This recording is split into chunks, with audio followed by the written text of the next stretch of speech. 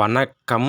Keerthy Suresh, MS. Bhaskar, Devadarshini, Ravindra Vijay உள்ளிட்டோர் நடித்த ரகுதாத்தா திரைப்படம் ஓடிடி தளத்தில் சமீபத்தில் வெளிவந்துருச்சு. நான் இந்த படத்தை பார்த்துட்டேன். ரகுதாத்தா திரைப்படத்தோட movie explanation and story review தான் இந்த வீடியோ. வாங்க வீடியோக்குள்ளே போகலாம். படத்தோட தொடக்கத்தில் 1970 காலகட்டம் வள்ளுவன் கோட்டை அப்படிங்கிற கிராமத்தை காண்பிக்கிறாங்க. அங்கே நம்ம கீர்த்தி சுரேஷ் பேங்க்கில் கிளர்க்காக வேலை செய்கிறாங்க. அவங்க கூட சக ஊழியராக பேங்க்கில் அக்கௌண்டன்ட் வேலை செய்கிற நபராக தேவதர்ஷினி நடிச்சிருக்காங்க. கயல்விழி பாண்டியன் அப்படிங்கிற கதாபாத்திரத்தில் வர கீர்த்தி சுரேஷ் இந்த படத்தில் ரொம்ப அருமையாகவே நடிச்சிருக்காங்க. அவங்க இந்த படத்தில் பெண் அடிமை, பெண் சுதந்திரம், பெண் உரிமை, இந்தி மொழி எதிர்ப்பு என்ற விஷயங்களை கொள்கையாக வச்சு கடைபிடித்து வாழ்ந்து வராங்க. பாண்டியன் அப்படிங்கிற ஆண் எழுத்தாளர் பெயரில் புத்தக கதையாக எழுதிட்டும் வருவாங்க.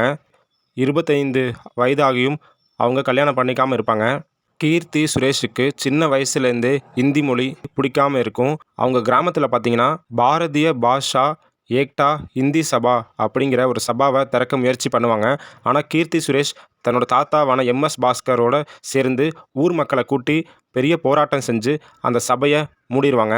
செல்வன் அப்படிங்கிற கதாபாத்திரத்தில் வர ரவீந்திரா விஜய் இந்த படத்தில் கீர்த்தி சுரேஷோட நண்பராக வராரு. அவர் மின்சாரத்துறையில் இன்ஜினியராக வேலை பார்த்துட்டு வருவார். கீர்த்தி சுரேஷ் மாறி அவரும் 32 வயதாகி கல்யாணம் பண்ணிக்காமல் இருப்பார். கீர்த்தி சுரேஷை ஒரு சைடாக காதல் செஞ்சுட்டும் வருவார்.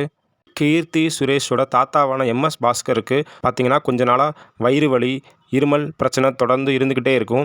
மேலும் இதனால் உடல்நிலை அடிக்கடி பாதிக்கப்படும். அதனால் அவர் அங்கே உள்ள ஒரு டாக்டரை பார்ப்பார். அந்த டாக்டரில் சில ஸ்கேன்லாம் எடுத்து பார்த்ததில் அவருக்கு ஸ்டொமக் கேன்சர் இருக்குது அப்படின்னு சொல்லிடுவாங்க. இதனால் எம்.எஸ். பாஸ்கர் ரொம்ப சோகம் ஆகிடுவார், வருத்தம் ஆகிடுவார். தான் கேன்சர் நோயால் சாகிறதுக்கு முன்னாடி தன்னுடைய பேத்தியான கீர்த்தி சுரேஷோட கல்யாணத்தை பார்க்கணுன்னு ஆசைப்படுவார். அவரோட கோரிக்கையை கீர்த்தி சுரேஷ் ஏற்றுக்குவாங்க. அதனால் கீர்த்தி சுரேஷுக்கு மாப்பிள்ளை பார்க்க ஆரம்பிப்பாங்க. ஆனால் கீர்த்தி சுரேஷ் எல்லா மாப்பிள்ளையும் இக்னோர் பண்ணிகிட்டே வருவாங்க. ஒரு கட்டத்தில் தன்னுடைய நண்பரான ரவீந்திரா விஜயை அவங்க கல்யாணம் பண்ணிக்க ஓகே சொல்லிடுவாங்க. ஏன்னா ரவீந்திரா விஜய் பார்த்திங்கன்னா கீர்த்தி சுரேஷுக்கு நீண்ட கால நண்பராக இருப்பார். மேலும் அவர் கீர்த்தி சுரேஷோட கருத்து கொள்கையை ஆதரிக்கக்கூடியவராகவும் இருப்பார். அதனால் அவருக்கு கீர்த்தி சுரேஷ் கல்யாணம் பண்ணிக்க ஓகே சொல்லிடுவாங்க. கல்யாண வேலை ஏற்பாடுகள்லாம் வேகமாக ஆரம்பிச்சிடும். கீர்த்தி சுரேஷுக்கும் ரவீந்திரா விஜய்க்கும் நிச்சயதார்த்த ஃபங்க்ஷனும் நடந்து முடிஞ்சிடும். இன்னொரு பக்கம் பார்த்திங்கன்னா எம்.எஸ். பாஸ்கர் அவர்களுக்கான சிகிச்சை, அதுக்கப்புறம் அந்த மூடுன இந்தி சபாவை திறக்க அந்த இந்தி சபா தலைவர் ரொம்ப தீவிரமாக இருப்பார். அந்த மாதிரி காட்சிகள்லாம் ஃபர்ஸ்ட் ஹாஃபில் இடம்பெற்றிருக்கு. ஃபர்ஸ்ட் ஹாஃபை பொறுத்த வரைக்கும் கொஞ்சம் ஸ்லோவாக இருந்தாலுமே பல இடங்களில் சிரிப்பை வரவழைக்குதுன்னே சொல்லலாம். இன்டர்வலுக்கு முன்னாடி தான் மிகப்பெரிய ட்விஸ்டே காத்திருக்கும். ஏன்னா கீர்த்தி சுரேஷ் தான் நிச்சயதார்த்தம் பண்ணி கல்யாணம் பண்ணிக்க போகிற தன்னுடைய நண்பர் ரவீந்திரா விஜயை பற்றி அப்போ தான் தெரிஞ்சுக்குவாங்க. அவர் பார்த்திங்கன்னா ரொம்ப பிற்போக்குவாதியாக இருப்பார்.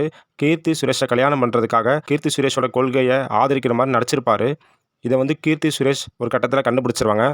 ஸோ எப்படியாவது இந்த கல்யாணத்தை நிறுத்தணும் அப்படிங்கிற எண்ணத்தோடு இருப்பாங்க. இதோட ஃபர்ஸ்ட் ஹாஃப் முடிஞ்சிடும். செகண்ட் ஹாஃபில் பார்த்திங்கன்னா கீர்த்தி சுரேஷ் தான் கூட வேலை செய்கிற தேவதர்ஷினி மற்றும் தான் ஃபேமிலியோடு சேர்ந்து தான் தாத்தாவுக்கு தெரியாமல் இந்த கல்யாணத்தை நிறுத்த பல முயற்சிகளை மேற்கொள்வாங்க. அப்படி ஒரு விதமாக அவங்க பேங்க்கில் ப்ரமோஷன் வாங்கி கல்கத்தாவுக்கு போகிறதுக்காக தனக்கு பிடிக்காத இந்தி மொழியை படிக்க கற்றுக்குவாங்க.